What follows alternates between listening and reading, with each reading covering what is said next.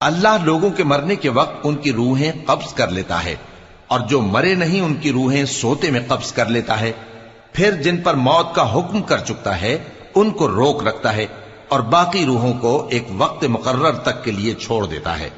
जो लोग गौर फिक्र करते हैं उनके लिए इसमें निशानियां हैं। क्या इन्होंने अल्लाह के सिवा और सिफारिशी बना लिए हैं?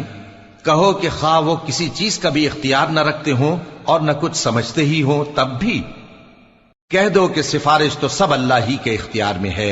उसी के लिए आसमानों और जमीन की बादशाहत है, फिर तुम उसी की तरफ लौट कर जाओगे।